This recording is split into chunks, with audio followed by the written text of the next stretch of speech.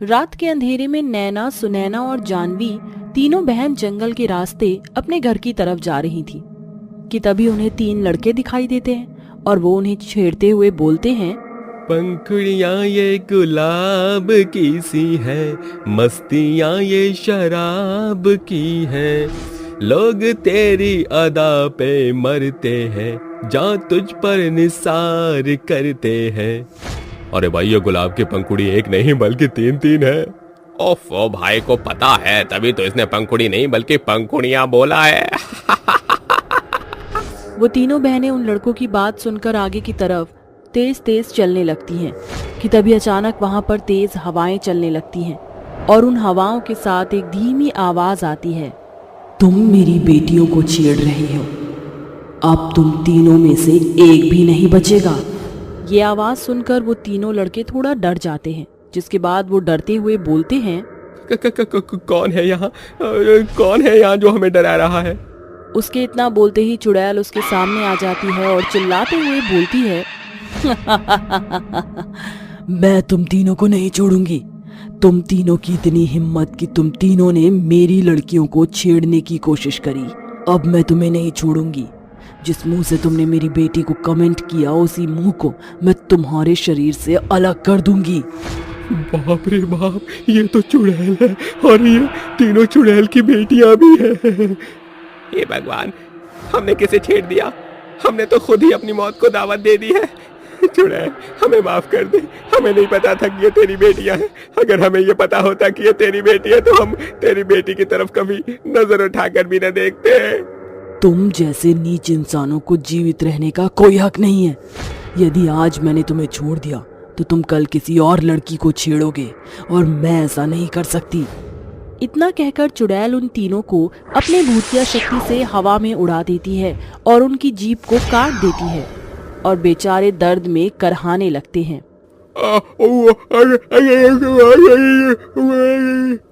उन तीनों की जबान कटने की वजह से अब वो तीनों बोल नहीं पा रहे थे, जिसके बाद वो चुड़ैल उनकी गर्दन काट देती है और पेड़ पर उल्टा लटका देती है। इस तरह उन तीनों की एक भयानक मौत हो गई, जिसके बाद वो चुड़ैल अपनी बेटियों से बोलती है, बच्चों, अब तुम बेफिक्र होकर घर चले जाओ। अगर तुम्हें कोई भी परेशान करेगा तो मैं तुम्हारे साथ हूँ। ऐसे ही अब दिन बीतने लगे और चुड़ैल माँ आए दिन किसी न किसी को मौत के घाट उतारने लगी। वो लोगों को मारकर उनका खून पी जाती और पीपल के पेड़ में उल्टा लटका देती है। उस गांव में हर दिन किसी न किसी की लाश दिखाई देने लगी। ये सब देखकर गांव के लोग आपस में बात करते हुए बोलते हैं, आखिर ये चुड़ैल कौन है और ये लोगों को क्यों मार रही है? हमें इस चुड़ैल का राज पता लगाना ही होगा। लेकिन ये कैसे? हम इस चुड़ैल का पता कैसे लगा सकते हैं? तुमने सुना नहीं कि नैना, सुनैना और जानवी को भी कोई भी परेशानी आती है, वो किसी भी चीज से उनको दुख पहुंचाता है तो वो चुड़ैल आती है और हर उस चीज को खत्म कर देती है जो उन तीनों को परेशान करता है। इसका मतलब हमें कहीं से कुछ पता करने की जरूरत नहीं है, क्योंकि हम सभी को अब उस चुड़ैल का पता चल गया। लेकिन वो चुड़ैल इन तीनों की है क्या? आखिर लगती क्या है वो इन तीनों की? ये सच हम लोगों को पता लगाना होगा।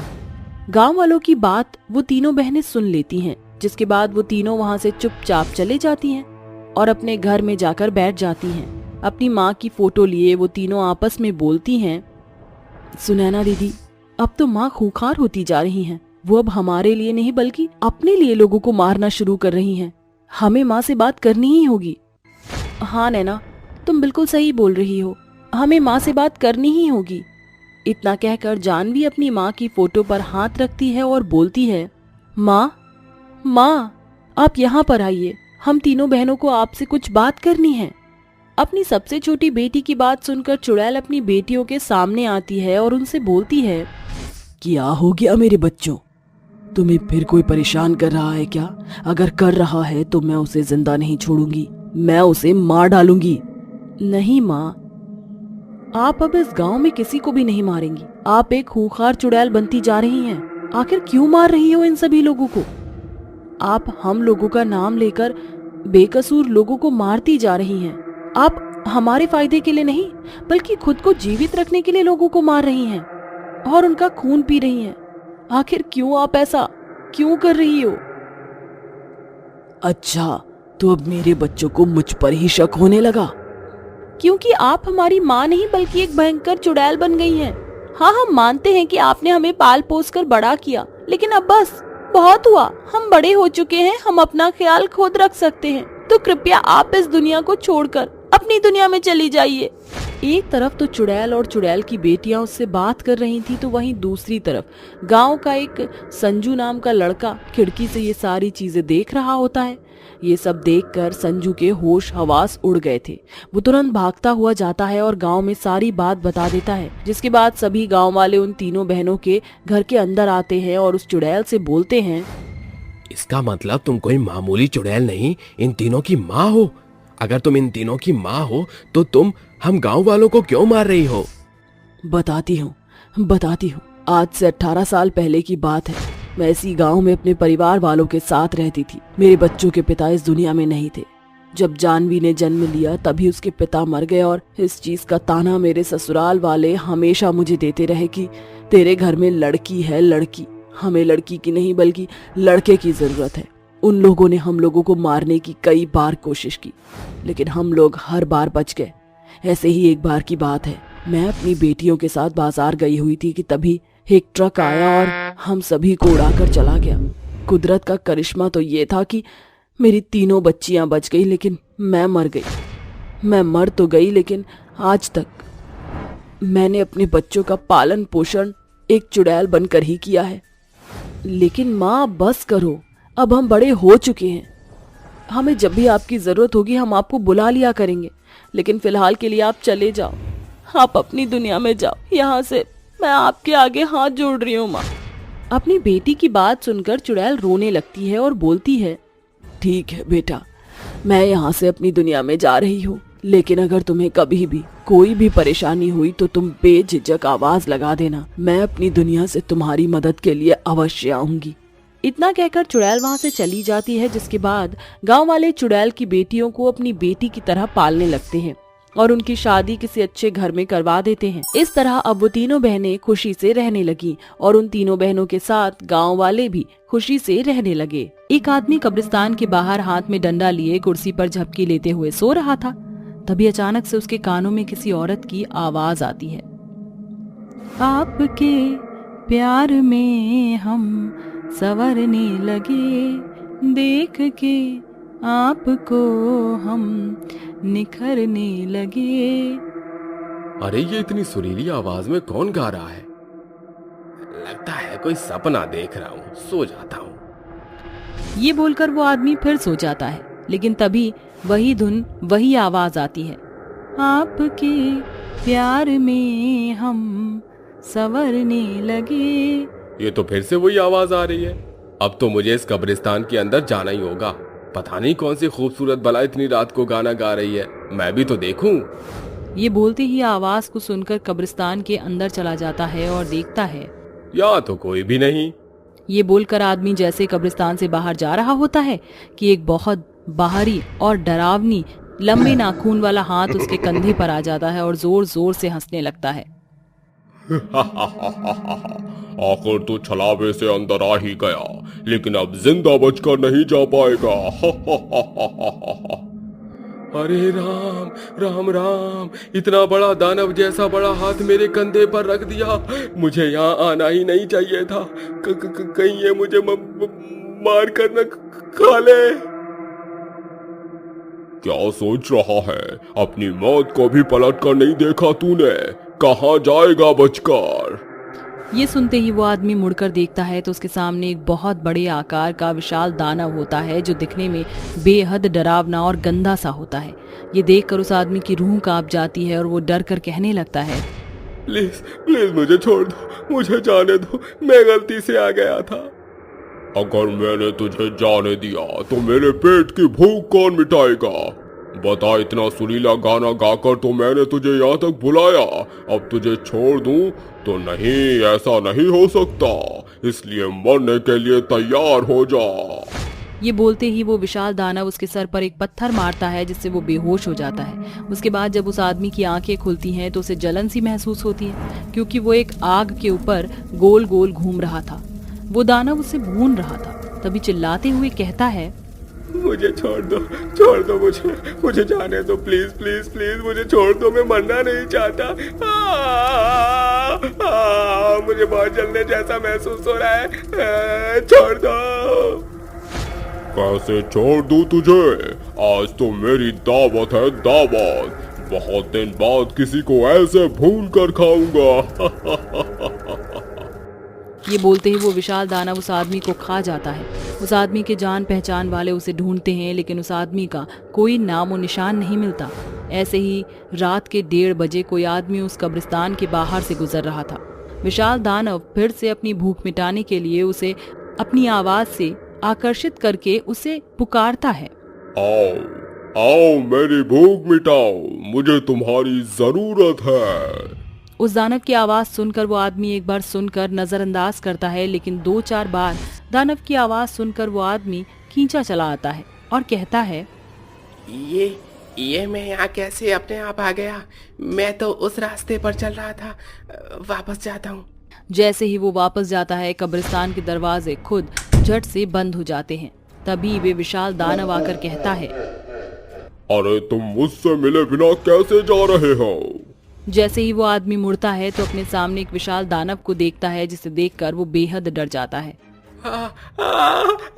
बचाओ, कोई बचाओ, यहाँ कोई आदमखोर दानव है, कोई बचाओ, अरे खोलो खोलो खोलो। तू यहाँ से जाने की कितनी भी कोशिश कर ले, तेरा यहाँ से निकल पाना नामुमकिन है।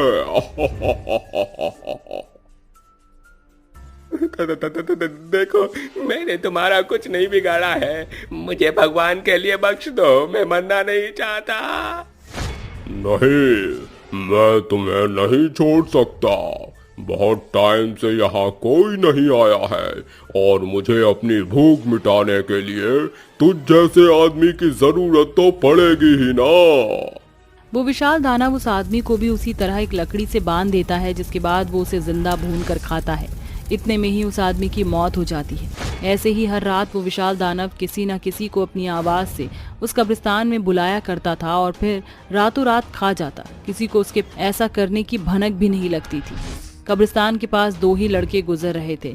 तभी उस विशाल दानव की आकर्षित आवाज एक लड़के के कान में पड़ती है, जिसे सुनते ही वो अचानक से रुक जाता है और तभी उसका दोस्त वीरेन कहता है, अरे दिपेश, रुक क्यों गया? चल ना, कब्रिस्तान के पास क्यों रुका है?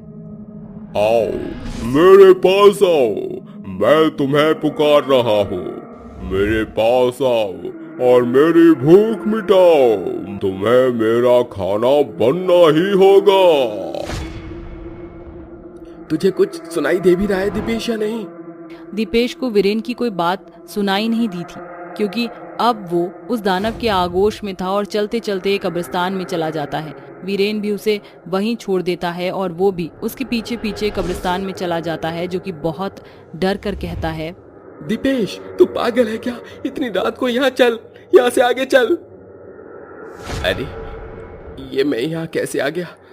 तू पागल है क्या वीरेन? यहाँ क्यों लाया मुझे? खुद आया है तू यहाँ? बहुत देर से मैं तुझे कह रहा हूँ चल चल चल, लेकिन तूने मेरी बात ही नहीं सुनी। आज तो मेरी शाही दावत होगी, क्योंकि मेरी आवाज सुनकर तेरा दोस्त भी चला आया। अब तुम दोनों यहाँ से नहीं जा सकते, मरने के लिए तैयार हो जाओ। जैसे ही वो विशाल दानव उसे मारने के लिए आगे आता है, तभी डटकर दोनों अपनी आंखें बंद करके कहते हैं, नहीं, प्लीज प्लीज हमें छोड़ दो, हम मरना नहीं चाहते हैं। हाँ, हमें छोड़ दो, हमें अपना खाना मत बनाओ, मेरे छोटे छोटे बच्चे हैं, पर इसकी तो अभी अभी शादी हुई है। मैं तुम्हारे आगे हाथ जोड़ता हूँ, हम दोनों को छोड़ दो, मेरी बीवी मेरा इंतजार कर रही होगी। जैसे ही वो दानव दीपेश की बात सुनता है तो उसे छोड़ देता है और तभी उसका उदास चेहरा देखकर दीपेश कहता है, क्या हुआ? तुम किस बात से बहुत परेशान हो? परेशान नहीं, लेकिन तुम्हारी बात सुनकर मुझे अपनी पत्नी की याद आ गई। वो भी मेरा इंतजार कर रही होगी, लेकिन गांव वालों ने मुझे मार डाला। मार डाला? कैसे? कुछ महीने पहले की बात है। मैं राम किशोर बहुत ईमानदारी के साथ अपना काम करता था और अपनी पत्नी के साथ रहता था। लोगों की मदद करना मेरा कर्तव्य था। ऐसे ही एक दिन गांव में बहुत बड़ी चोरी हुई। इसका इल्जाम गांव के लोगों ने मुझ पर लगा दिया क्योंकि मैं लोगों का भला करता था। गांव के सरपंच लोग भी मुझ पर विश्वास नहीं कर रहे थे क्योंकि वो चुराए हुए पैसे किसी ने मेरे घर में ही रखवा दिए थे। मैंने उन्हें बहुत चीख चीख कर कहा, साहब मैंने नहीं लिया। तभी उन्होंने कहा, अच्छा, तो लोगों की मदद तो इन चोरी के पैसों से ही करता है ना? तभी तो तेरे घर में ये पैसे पाए। आप मेरी बात का यकीन कीजिए, मैं ऐसा कुछ भी नहीं करता। मैं ईमानदारी के पैसों से ही सबकी मदद करता हूं। बस बहुत हो गया। हमें हमारे गांव में ऐसा चोरी करके भला करने वाला इंसान नहीं चाहिए। जाओ, मैं आदेश देता हूं इस आदमी को जिंदा कब्रिस्तान में गाड़ दिया जाए। सरपंच जी, मेरा यकीन कीजिए, मैंने कुछ ऐसा नहीं किया। रामकिशोर चिल्लाता है, चीखता है, लेकिन कोई उसकी बात नहीं सुनता और कब्रिस्तान में उसे जिंदा गड़वा देता है। जिसके बाद मैं एक विशाल दानव बन गया और अपनी भूख मिटाने के लिए मैंने लोगों को जिंदा मारकर खाना शुरू कर दिया। देखो, तुम्हारे साथ बहुत नाइंसाफी हुई है और मैं इंसाफ दिलाने के लिए मैं गांव में सरपंच से बात करूंगा। वैसे तो तुम्हारा बहुत बहुत शुक्रिया, और मेरी पत्नी को खबर देकर कहना मैं उसे बहुत याद और प्रेम करता हूँ। दीपेश और वीरेन उसकी बात सुनकर उसकी पत्नी को उसका संदेशा दे देते हैं और गांव में रामकिशोर के बारे में समझाकर उसे निर्दोष साबित करते हैं। फिर उसके शरीर का दाह संस्कार कर देते हैं, जिसके बाद सब ठीक हो जाता है। छोड़ दो मुझे, मैंने तुम्हारा क्या बिगाड़ा है? मत मारो मुझे। तूने मेरा कुछ नहीं बिगाड़ा, पर तूने अपना जरूर बिगाड़ लिया है मुझे यहाँ लाकर। अब देख मैं तेरी जिंदगी का कैसे अंत करता हूँ। जिसके बाद भूत रोहित का गला दबाकर उसे मार देता है और बोलता है, ये कोई साधारण पेन नहीं बल्कि भूतिया पेन है, और इसे जो भी अपने पास रखेगा वो मारा जाएगा जिस तरह ये मरा है। इतना बोलकर भूत उसी भूतिया पेन के अंदर घुस जाता है। इस हादसे को कुछ महीने बीत जाते हैं और फिर एक दिन राजवीर पार्क में घूम रहा होता है। तभी उसकी नजर उस भूतिया पेन पर पड़ती है, जिसे लेकर वो अपने घर आ जाता है और रात के समय अपनी प्रेमिका काव्या के साथ बालकनी में बैठकर शेरो शायरी कर रहा होता है। इरशाद है, रूह से जुड़े रिश्ते पर फरिश्तों के पहरे होते हैं, रूह से जुड़े रिश्ते पर फरिश्तों के पहरे होते हैं, लाख कोशिश कर लो इन्हें तोड़ने की, ये और भी गहरे होते हैं। वाह वाह वाह वाह, बहुत खूब। आजकल बहुत अच्छी शायरी करने लगे हैं जनाब आप। वैसे इतनी जल्दी ये हुनर आपने सीखा कैसे? कुछ नहीं जाने मन, बस सारा कमाल इस पेन का है। जब से ये मेरे हाथ में लगा है मैं अपने आप ही शायरी लिखने लगा हूँ। ऐसा लगता है कागज के पन्नों पर मैं इसे नहीं, ये मेरे हाथों को चलाता है। क्या मैं तुम्हारे उस पेन को एक बार देख सकती हूँ? हाँ, क्यों नहीं, अभी तो मैं लाकर दिखाता हूँ। जिसके बाद राजवीर अपनी डेस्क पर रखे पेन को उठाता है और काव्या के पास आकर उसके हाथों में दे देता है। पेन को देखकर काव्या बोलती है, अच्छा, तो ये है वो पेन जिसने तुम्हें मुझसे दूर कर दिया है। दिन रात तुम अपनी किताबी दुनिया में खोए रहते हो और मेरे लिए जरा भी टाइम नहीं निकालते, लेकिन अब ऐसा नहीं होगा। इतना बोलकर काव्या पेन को घर से काफी दूर सड़क पर फेंक देती है। जिसके बाद वो राजवीर का हाथ पकड़कर उसे कमरे में सोने के लिए ले जाती है। आधी रात को काव्या के कानों में किसी की आवाज आती है, जिससे उसकी आंख खुल जाती है। अंदर के हादसे पर किसी की नजर नहीं, अंदर के हादसे पर किसी की नजर नहीं, हम मर चुके हैं और हमें इसकी खबर नहीं। कौन है वहाँ? सामने आओ। जिंदगी एक ऐसा सवाल है जिसका जवाब सिर्फ मौत है। मैंने बोला कौन है वहाँ? सामने आओ। I said, who's there? Come to the front. तभी काव्या को दरवाजे पर किसी का साया दिखता है, जिसके पीछे काव्या कमरे से बाहर जाने लगती है। तभी अचानक से उसके सामने भूत आ जाता है, जिसे देखकर काव्या के होश उड़ जाते हैं। उसके माथे से पसीना छूटने लगता है और वो डर से थर थर कांपते हुए होठों से अपने बोलती है, कौन और यहाँ क्यों आए हो? मैं तेरी मौत हूँ और यहाँ तुझे मारने आया हूँ। तूने मुझे फेंकने की हिम्मत कैसे की? अब देख इसकी सजा मैं तुझे कैसे देता हूँ। छोड़ दो मुझे, मत मारो, बचाओ बचाओ राजवीर, बचाओ मुझे। काव्या की आवाज सुनकर राजवीर की आंख खुल जाती है और काव्या को बिस्तर पर ना पाकर वो बाहर की तरफ भागता है और उस खौफनाक मंजर को देखकर डर जाता है। तभी भूत उससे बोलता है, अच्छा हुआ तू भी आ गया, मुझे ज्यादा मेहनत नहीं करनी पड़ेगी। अब मैं एक झटके में ही तुम दोनों का काम तमाम कर दूंगा। इतना बोलते ही भूत उन दोनों का गला दबाकर उन्हें मार देता है और फिर से अपनी भूतिया पैन में घुस जाता है। ऐसे ही कुछ दिन बीत जाते हैं और फिर एक दिन 3 दोस्त तान्या, वैभव और कार्तिक ऑफिस के काम के सिलसिले में मलेश्वर आते हैं और यहाँ उन्हें रहने के लिए ऑफिस की तरफ से एक बंगलो मिलता है। बंगलो को देखकर तान्या बोलती है, वाओ गाइस, ऑफिस वालों ने हमारे रहने का इंतजाम कितना अच्छा किया है। मुझे तो बंगलो को देखकर प्रिंसेस वाली फीलिंग आ रही है। अब खड़े खड़े सिर्फ बंगलो को बाहर से ही देखते रहना है या अंदर भी चलना है? तुम दोनों यहीं खड़े होकर बात करते रहो, मैं तो चला अंदर। अरे यार रुक ना, मैं भी आ रहा हूँ। जिसके बाद वो तीनों एक साथ बंगलो के अंदर जाते हैं और फिर अपने अपने कमरे में सोने चले जाते हैं। सुबह उठकर वैभव मॉर्निंग वॉक पर जाता है। तभी उसे सड़क पर वही भूतिया पेन गिरा मिलता है जिसे वैभव हाथ में उठाकर बोलता है, अरे किसने अपना पेन यहाँ पर गिरा दिया? वैसे यहाँ दूर दूर तक तो कोई भी नजर नहीं आ रहा। ऐसा करता हूँ, इसे मैं अपने साथ ले जाता हूँ। इतना बोलकर वैभव पेन को अपने पॉकेट में रखता है और रनिंग करते हुए बंगलो पर पहुंचता है। यहाँ आकर वो अपने दोनों दोस्तों को वो पेन दिखाता है। पेन को देखकर कार्तिक बोलता है, पेन को देखकर ऐसा लग रहा है मानो जैसे ये काफी समय पुराना है। वेल, मुझे बहुत सारा काम है तो मुझे डिस्टर्ब मत करो यार। वैसे वैभव, ये पेन तुम्हें कहाँ से मिला? क्या मैं तुमसे ये पेन ले सकती हूँ? आज मैं इससे अपनी डायरी में लिखूंगी। हाँ क्यों नहीं। जब मैं रनिंग पर से घर लौट रहा था तभी ये पेन मुझे रास्ते में मिला, तो मैंने सोचा क्यों ना मैं इसे अपने साथ ले चलूं। अच्छा किया ना? हाँ, बहुत अच्छा किया। जिसके बाद वो सभी लैपटॉप पर ऑफिस का काम करने लगते हैं। थोड़ी देर बाद रात हो जाती है और वो सभी खाना खाकर अपने कमरे में सोने चले जाते हैं।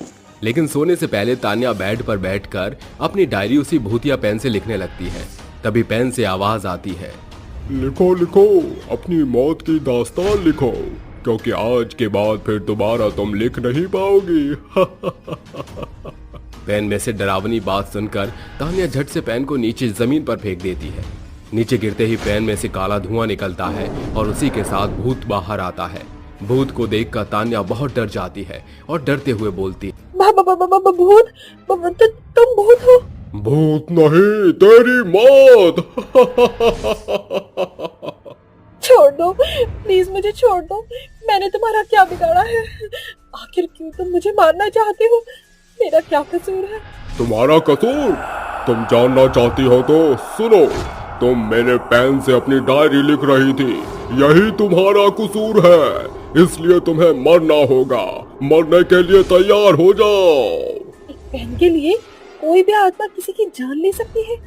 हर चीज के पीछे कोई वजह होती है और मुझे जानना है कि इस पेन से आखिर तुम्हारा क्या रिश्ता जुड़ा हुआ है। बताओ मुझे। इस पेन से मेरा रिश्ता बरसों पुराना है।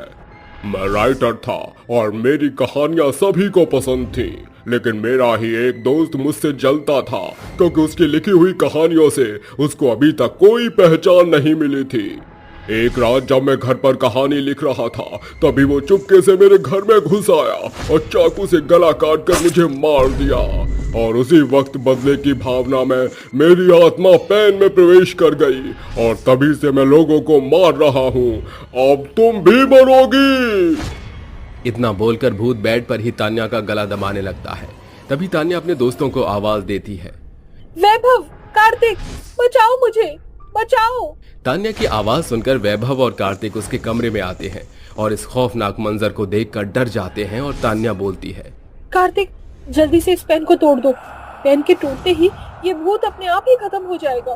तभी कार्तिक जल्दी से बेड पर रखे उस भूतिया पेन को उठाता है और 2 टुकड़ों में तोड़ते हुए बोलता है, अब तेरा ये खूनी सिलसिला हमेशा हमेशा के लिए खत्म। इतना बोलते ही कार्तिक पेन को तोड़ देता है। पेन के टूटते ही एक भयंकर आवाज और काले धुएं के साथ भूत खत्म हो जाता है और तान्या बच जाती है और अब सभी एक खुशहाल जीवन जीने लगते हैं।